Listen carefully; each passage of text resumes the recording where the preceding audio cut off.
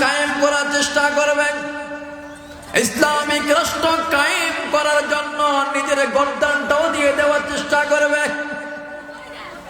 পারবেন? আল্লাহ বলেন, ইন্নাল্লাহা আশতারা মিনাল মুমিনিনা আনফুসাহুম ওয়া আমওয়ালাহুম বিআন্না লাহুমুল জান্নাহ ইউকাতিলুনা ফি সাবিলিল্লাহ, আল্লাহু আকবার, فيقتلون ويقتلون وعدا عليه حقا في التوراة والإنجيل والقرآن, الله أكبر। রব্বুল আলামিন বলেন, ওই ব্যক্তিদের নামে নামে আমি জান্নাতটাকে লিখে দেব, ওই ব্যক্তির কাছে আমি আমার জান্নাতটাকে বিক্রি করে দেব, তার নামে দলিল করে দিব। সেই ব্যক্তিটাকে রব্বে কারীম বলেন, সেই ব্যক্তিটা হলো যে ব্যক্তি কোরআনের রাজ কায়েম করার জন্য, সমাজের মধ্যে নামাজকে প্রতিষ্ঠিত করার জন্য, ইসলামিক রাষ্ট্র কায়েম করার জন্য, আমরি বিল মারুফ নাহি আনিল মুনকার, সৎ কাজের আদেশ অসৎ কাজের বাধা প্রদান করার জন্য যেই ব্যক্তি নিজের পকেটের টাকা খরচ করবে এবং প্রয়োজনে কোরআনকে সম্মানে রাখার জন্য, কোরআনের রাজ কায়েম করার জন্য যদি প্রয়োজন হয় নিজের গর্দানটাও দিয়ে দিবে, আল্লাহ বলেন যেই ব্যক্তি এই মনোভাব নিয়ে চলতে পারবে, আমি আল্লাহ তার নামে আমার জান্নাতটাকে লিখে দিব। বলি সুবহানাল্লাহ। এই জানটাকে মনে করতে হবে জানটা আমার নয়, কার? যেই সম্পদ আমার আছে, যেই টাকা পয়সা অট্টালিকা ক্ষমতা, এগুলো কিচ্ছু আমার। জোরে বলেন, জোরে বলেন, কার এগুলো? এগুলোর মালিক কে? ক্ষমতার মালিক কে বলেন? অর্থের মালিক কে? জানের মালিক কে? মানুষের মৃত্যুর মালিক কে? জোরে বলেন।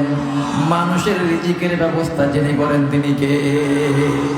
এজন্য প্রিয় ভাইরা আমার, রব্বে কারীম বলেন, যেই মানুষগুলো এইভাবে কোরআনের পক্ষে কথা বলবে, ইসলামের পক্ষে কথা বলবে, রাসূলের সুন্নাহকে সমাজের মধ্যে প্রচলন করার জন্য চেষ্টা করবে, আল্লাহ তাআলা বলেন ওই ব্যক্তির কথার চাইতে, কাজের চাইতে আমি আল্লাহর কাছে অন্য কোনো মানুষের কথা প্রিয় হতে পারে না।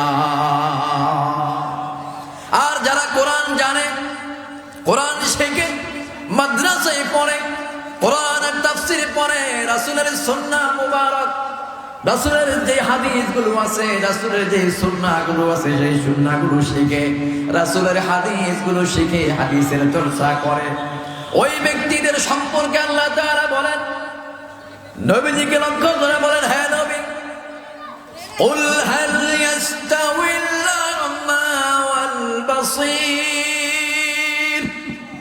আম হাল তাস্তাউি যুলুমাতু ওয়ান নূর।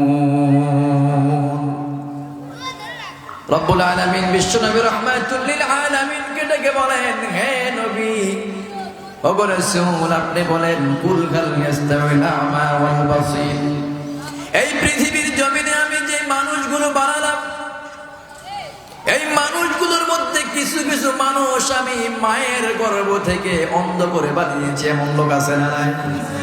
আরো জোরে আওয়াজ করে বলেন, আছে না নাই? কিছু মানুষ মায়ের গর্ভ থেকে অন্ধ হয়ে পৃথিবীর জমিনে এসেছেন, ওই মানুষগুলো যেহেতু মায়ের গর্ভ থেকে অন্ধ হয়ে এসেছেন, মৃত্যুর আগ পর্যন্ত এই পৃথিবীর সুন্দর সবুজ শ্যামল পৃথিবী দেখার সুযোগ হবে নাকি? আরো জোরে বলেন, হবে নাকি? আল্লাহ বলেন, নবী আপনি বলেন, যেই মানুষগুলোকে আমি রব্বে কারীম অন্ধ করে মায়ের গর্ভে দিয়েছি, অন্ধ করে মায়ের গর্ভ থেকে পৃথিবীর জমিনে আমি পাঠিয়েছি, এবং যেই মানুষগুলোকে সুন্দর চক্ষু আমি আল্লাহ দান করেছি, যার চক্ষু আছে সেই লোকটা চোখের দৃষ্টি যত দূর পর্যন্ত যায় তত দূর পর্যন্ত এই পৃথিবীর সুন্দর সৌন্দর্য সবুজ শ্যামল পৃথিবী দেখতে পারে, ঠিক কিনা?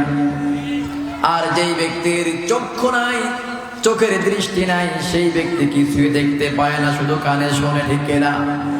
আল্লাহ তাআলা নবীকে প্রশ্ন করলেন, নবী হে ওগো রাসূল, আপনি বলেন যেই লোকটা চোখে দেখে আর যেই লোকটা চোখে দেখে না, এই দুইটা লোক কি সমান হতে পারে নাকি? আপনারা বলেন।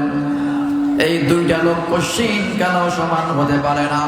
বিশ্ব নবী রাহমাতুল লিল আলামিন বললেন, মালিক, যেই লোকটা চোখে দেখে আর যেই লোকটা চোখে দেখে না, ওগো আল্লাহ, এই দুইটা লোক কখনো এক হতে পারে না। রব্বুল আলামিন বললেন, হে নবী, অমাবস্যা রাত্রের অন্ধকার কালো আমি আল্লাহ দান করেছি পৃথিবীর জমিনে। দিনের প্রখর সূর্যের আলো আমি আল্লাহ দিয়েছি। দিনের আলোর মধ্যে আপনি যত দূর তাকাবেন, চোখের দৃষ্টি যত দূর পর্যন্ত যাবে, তত দূর পর্যন্ত আপনি দেখবেন, ঠিক কিনা? আওয়াজ দিয়ে বলেন, ঠিক কিনা? কথা বুঝতে কষ্ট হয়, পিছনে জায়গা হচ্ছে না, সামনে অনেক জায়গা খালি। দেখতে একটু খারাপ দেখায় না ভাই? বাবা যেটা একটু খারাপ দেখায় না? একটু সামনে আসেন, আমাদের প্রধান মেহমান চলে আসবে, একটু সামনে আসেন, এটা মেহরবানি করে সামনে আসেন। জিকির করুন লা ইলাহা ইল্লাল্লাহ, জোরে লা ইলাহা। আপনারা না বললে কিভাবে হবে? একটু আসেন না, একটু একটু সামনে আসেন, অল্প একটু সামনে আসেন। লা ইলাহা, জোরে লা ইলাহা, লা ইলাহা ইল্লাল্লাহ মুহাম্মাদুর রাসূলুল্লাহ। সকলে বলুন সাল্লাল্লাহু আলাইহি ওয়াসাল্লাম। আল্লাহ পাক রব্বুল আলামিন নবীকে বলেন, নবী হে, দিনের আলোর মধ্যে মানুষের চোখের দৃষ্টি যত দূর পর্যন্ত যায়, তত দূর পর্যন্ত মানুষ দেখতে পায়। আর অমাবস্যা রাতের অন্ধকার কালো, এমন কালো আমি আল্লাহ দিয়েছি, যদি মানুষ তার হাতটা চোখের সামনে ধরে, একটা টর্চ লাইটের সহযোগিতা ব্যতীত নিজের হাতটাও নিজে দেখে না, ঠিক কিনা? আরো যারা বলেন ঠিক কিনা? রব্বুল আলামিন বলেন, নবীকে আপনি বলেন, অমাবস্যার রাত্রির অন্ধকার কালো এবং দিনের প্রখর আলোকে এক হতে পারে নাকি? নবীজি বলেন, মালিক, কশিন কেন এক হতে পারে না? আল্লাহ বলেন, ও নবী, আপনি শুনেন, আমি আল্লাহ কোরআনের মধ্যে আয়াত নাজিল করে দিলাম, আমি বলে দিলাম, কুল হাল ইয়াস্তাউইল্লাযীনা ইয়া'লামুনা ওয়াল্লাযীনা লা ইয়া'লামুন। আল্লাহু আকবার। আরো জোরে বলি আল্লাহু আকবার। রব্বুল আলামিন বলেন, হে রাসূল শুনেন, একটা অন্ধ ব্যক্তি আর যেই ব্যক্তি চোখে দেখে, তারা যেমন সমান হতে পারে না। অমাবস্যা রাত্রে অন্ধকার কালো, দিনের আলো যেমন এক হতে পারে না। আমি আল্লাহ তাআলা ঘোষণা করে দিলাম, এই পৃথিবীর জমিনে যারা কোরআন জানে, কোরআন পড়ে, কোরআন বুঝে আমল করে, আর যারা কোরআন জানে না, কোরআন পড়ে না, কোরআন বুঝে আমল করে না, এই দুই ধরনের মানুষও এক হতে পারে না। আল্লাহু আকবার। এইবার বলেন, এই যে রব্বুল আলামিন বললেন, যারা কোরআন জানে আর যারা কোরআন জানে না, যারা সুন্নাহ জানে আর যারা সুন্নাহ জানে না, সেই লোকগুলো এক হতে পারে না। অনেক ডিফারেন্স আছে, কি বলেন ঠিক কিনা? অনেক পার্থক্য আছে। এখন আপনি আপনাকে প্রশ্ন করেন, আমি যে কোরআন শিখলাম না, আমার অবস্থা কি হবে? আপনি যদি কোরআন শিখতে না পারেন, তাহলে আপনি আপনার সন্তানকে কোরআন শেখান। নবীজি রাহমাতুল লিল আলামিন বলেছেন, ক্বালান নবী সাল্লাল্লাহু আলাইহি ওয়াসাল্লাম, কুন আলিমান আও মুতাআল্লিমান আও মুস্তামিআন আও মুহিব্বান ওয়া লাম তাকুন খামিস। আল্লাহু আকবার। নবীজি বলেন, উম্মত শোনো, কুন আলিমান, তোমরা আলেম হয়ে যাও। একজন আলেমের কত মূল্য! যেই ব্যক্তি কোরআন জানে, কোরআন মোতাবেক আমল করে, রাসূলের সুন্নাহর উপরে অটল আছে, সেই ব্যক্তির কেমন সম্মান! আল্লাহ তাআলা আয়াত নাযিল করেছেন, ইন্নামা ইয়াখশাল্লাহা মিন ইবাদিহিল উলামা। আল্লাহু আকবার। যদি এই পৃথিবীর জমিনে কেউ আমাকে ভয় করে থাকে, আমাকে ভয় করে আমল করে থাকে, তারা হলো একমাত্র ওলামায়ে কেরাম। আল্লাহু আকবার। আলেমরা জানে, আলেমরা আল্লাহকে ভয় করে, আলেমরা জানে। তার মানে কি আলেমদের কি গুনাহ নাই? আলেমদের কি কোনো অন্যায় নাই? আলেমদের ভুল নাই? সবার ভুল আছে, ভুলের ঊর্ধ্বে কেউ নয়। তো আমি মাদ্রাসা, যেহেতু এখানে যে আয়াতটা আমি নিয়েছিলাম সেই আয়াতের দিকে চলে যাব। তার আগে কিছু কথা বলবো। যেহেতু নবীজি বলেছেন কুন আলিমান, আমার উম্মতরা তোমরা আলেম হয়ে যাও। আও মুতাআল্লিমান, আলেম হতে পারো না আলেমের ছাত্র হও, ছাত্র হতে পারো না আলেমকে মুহাব্বত করো, মুহিব্বান। আলেম যা বলে তা শোনো। খবরদার এই চারটা বিষয়কে অতিক্রম করে ওয়ালাম তাকুন খামিস, 5 নম্বরে পাড়া দিও না। যদি 5 নম্বরে পাড়া দাও কি হবে? আমি নবী বলে গেলাম, নিঃসন্দেহে তুমি ধ্বংস হয়ে যাবে। নবীর কথা কি মিথ্যা হতে পারে? কথা বলে মিথ্যা হতে পারে? আজকে আমরা মাদ্রাসায় পড়াই, হাজারো ছাত্র আমরা পড়াই, সারা বাংলাদেশ আমরা ঘুরি। আপনাদের যে আনাস বিন মালিক যে মাদ্রাসা, এখানে আপনাদের বাচ্চারা পড়ে না? একজন উস্তাদের কাছে পড়ে। বিশ্বনবী রাহমাতুল লিল আলামিন বলেছেন, যদি কোনো বাচ্চা এতিম অবস্থায় মাদ্রাসায় গিয়ে, মক্তবে গিয়ে আউযু বিল্লাহ বিসমিল্লাহ বলে কোরআন পড়া শুরু করে দেয়, আল্লাহ পাক রব্বুল আলামিন সাথে সাথে ওই বাচ্চার বাবা মায়ের কবরে আযাবকে বন্ধ করে দেয়। একটা মাদ্রাসার বাচ্চা যখন কবরস্থান দিয়ে হেঁটে যায়, 40 দিন পর্যন্ত ওই কবরস্থানের কবরের আযাব আল্লাহ মাফ করে দেয়। সুবহানাল্লাহ। এত সম্মান। যারা কোরআন শিখে বাচ্চারা যখন রাস্তা দিয়ে হেঁটে যায়, এই বাচ্চাদের পায়ের নিচে 70,000 ফেরেশতা তাদের নূরের পরগুলো বিছিয়ে দেয়। সুবহানাল্লাহ। আপনার পায়ের নিচে, আমার পায়ের নিচে কয়জনে দেয়? এজন্য উস্তাদ যারা কোরআন শেখায়, ওমান আহসানু কওলাম মিম্মান দাআ ইলাল্লাহ, যারা দাঈ ইলাল্লাহর কাজ করে, কোরআনের দাওয়াত দেয়, কোরআন শেখায়, এই লোকগুলোর সাথে একটু ভদ্র ব্যবহার করবেন। উস্তাদ আছে পাশে, ওনারা তো বহু আগে লেখাপড়া করেছেন, ওনারা যখন পড়াইছেন ওনাদের ছাত্রদের অবস্থা কেমন ছিল, আমরা যখন পড়াইছি বা পড়েছি আমরা, আমাদের অবস্থান কেমন ছিল, আমরা যখন প্রথম অবস্থায় পড়িয়েছি তখন অবস্থা কেমন ছিল, এবং বর্তমান ছাত্র এবং অভিভাবকের অবস্থা কেমন। ছাত্রকে কিছু বলা যায় না, বললে ওস্তাদের উপরে আক্রমণ করে, আছে না নাই? আরে বলেন, আছে না নাই? ছাত্রকে শাসন করা যায় না, অথচ নবীজি বলেছেন শাসনের লাঠি তেল মেজে দরজার মধ্যে টানায় রাখবা। শাসন ছাড়া আপনি কিচ্ছু করতে পারবেন না। কি বলেন, ঠিক না? আপনি একজন বুঝবান মানুষ, একজন মেধাবী মানুষ, আমাকে একটা এক্সাম্পল দেন যে পৃথিবীর জমিনে কোন জিনিসটা মাইর ছাড়া, ঘষা ছাড়া, ডলা ছাড়া, হাতুড়ার বাড়ি ছাড়া কোন জিনিসটা স্বয়ং সম্পূর্ণ হয়েছে? দেখা, এই সোফা হাতুড়ার বাড়ি লাগছে, করাতের কাটুনি লাগছে, সর্বশেষ ঘষাঘষি করে কি বলে এটাকে, ব্রাশ দিয়ে সুন্দর করে রং করে সর্বশেষ বলল, যাও তুমি এবার স্বয়ং সম্পূর্ণ, তোমার সম্মান এখন অনেক উপরে।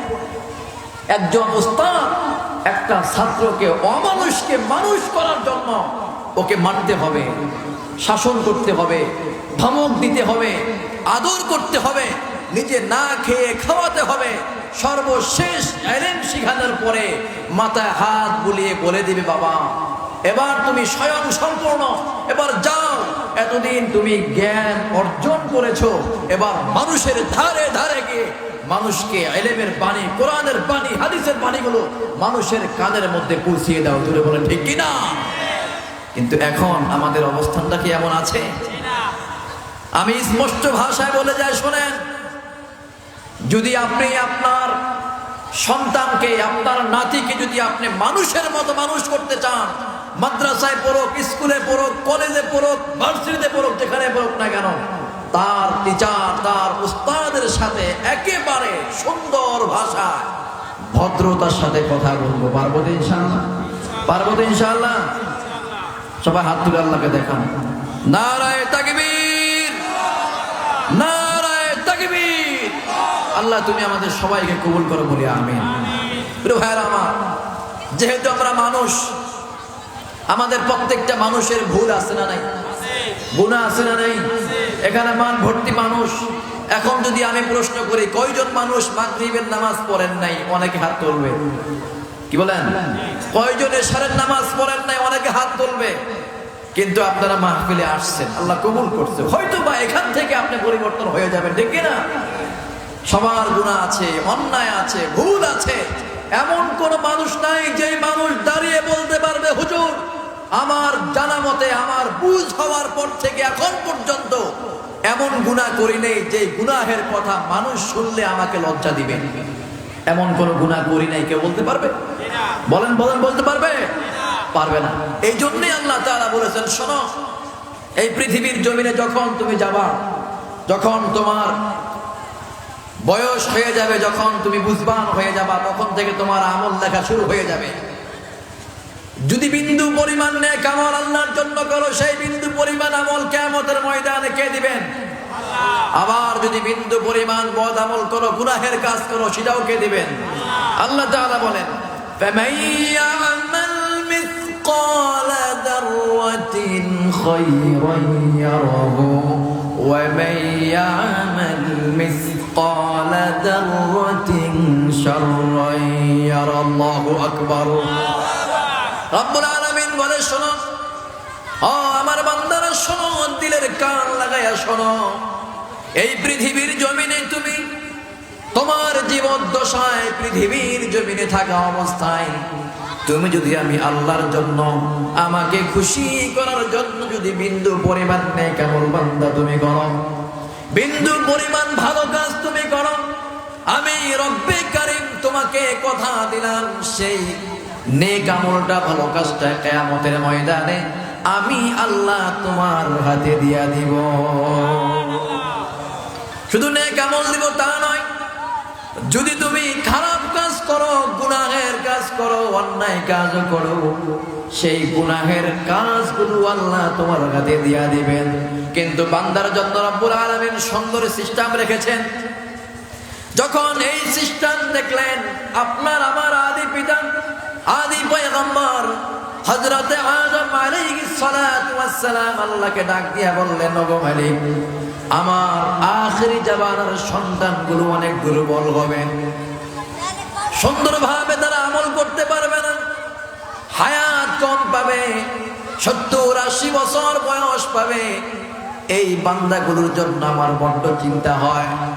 আপনার কাছ থেকে তো শয়তান ওয়াদা করেছে, আপনার সাথে চ্যালেঞ্জ করেছে, শয়তান আমার সন্তানগুলো নিয়ে কিয়ামতের ময়দানে জাহান্নামে যাবে।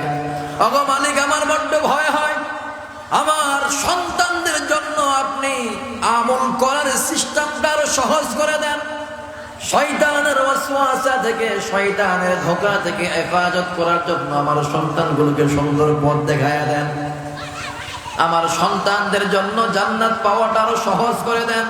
রব্বুল আলামিন বললেন, ও পয়গম্বর আদম শুনেন, আমি রব্বুল আলামিন আপনার সন্তান যখন ভূমিষ্ঠ হবে, ভূমিষ্ঠ হওয়ার পর থেকে যতদিন পর্যন্ত তার জ্ঞান না হবে, বুঝ না হবে, যতদিন পর্যন্ত বালেগ না হবে, আমি আল্লাহ পাক রব্বুল আলামিন আপনার ওই সন্তানের লালন পালন আমি ফেরেশতার মাধ্যমে করে নেব। তার কোনো গুনাহ তখন লেখা হবে না। আদম পয়গম্বর বললেন, মালিক এত হবে না, আরো বাড়িয়ে দাও। রব্বুল আলামিন বললেন, ও আদম শোনো, তোমার কোন সন্তান যদি একটা নেক আমল করে, একটা নেক আমলের বিনিময় আমি তোমার সন্তানকে, আমার বান্দাকে একটা নেকের বিনিময় আমি আল্লাহ 10 থেকে 10,000 গুণ পর্যন্ত আমি আল্লাহ বৃদ্ধি করে দিব। আর আস্তে কর না সুবহানাল্লাহ। আল্লাহ চাইলে 1 থেকে 10, চাইলে তার চেয়েও বেশি, চাইলে তার চেয়েও বেশি আল্লাহ দান করবেন। কিন্তু তোমার সন্তান, আমার বান্দা যদি একটা গুনাহের কাজ করে, একটা গুনাহের কাজের জন্য একটা গুনাহ লেখা হবে, শুধু সাথে সাথে লেখা হবে তা নয়। বান্দা যদি রাত্রে বেলা গুনাহ করে, আল্লাহ পাক রব্বুল আলামিন ওই বান্দাকে ফজর নামাজ পর্যন্ত সময় দেয়, যাতে আল্লাহ দেখেন আমার বান্দা ফজরের নামাজের সময় আমার কাছে তওবা করে কিনা। গুনাহ করেছে, গুনাহ করার পরে আমার বান্দা নামাজের মধ্যে আমার কুদরতি কদমে সিজদায় পড়ে আমার কাছে তওবা করে কিনা, ইস্তেগফার করে কিনা। যদি আমার বান্দা আমার কাছে তওবা করে ইস্তেগফার করে, আমি আল্লাহ তাআলা ওই বান্দার গুনাহটাকে সাথে সাথে আমি আল্লাহ ক্ষমা করে দিও। বলি সুবহানাল্লাহ।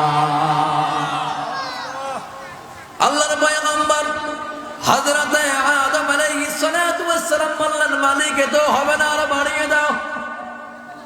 আল্লাহ তাআলা বললেন, ও আদম রে শোনো, যদি তোমার কোন সন্তান যদি সারা জীবন গুনাহের কাজ করে মৃত্যুবরণ করার আগ মুহূর্তে যদি তোমার সন্তান আমার কাছে ক্ষমা চায়, আমি আল্লাহ তোমার সন্তানের জীবনের সকল গুনাহগুলো আমি আল্লাহ মাফ করে দেব। বলে সুবহানাল্লাহ। প্রিয় ভাইরা আমার, এইভাবে রব্বুল আলামিন ক্ষমা করে দিবেন এবং আল্লাহর বান্দাদেরকে আল্লাহ তাআলা ওসিলার মাধ্যমে ক্ষমা করবেন। আমি স্বল্প সময় কথা বলেছি, আমাদের প্রধান মেহমান চলে আসছেন, আমরা তাকবীর দিব। নারায়ে তাকবীর, নারায়ে তাকবীর। প্রধান বক্তার আগমন, প্রধান বক্তার আগমন। নারায়ে তাকবীর। ওয়া আখিরু দাওয়ানা আনিল হামদুলিল্লাহি রাব্বিল আলামিন। আসসালামু আলাইকুম ওয়া রাহমাতুল্লাহি ওয়া বারাকাতুহু।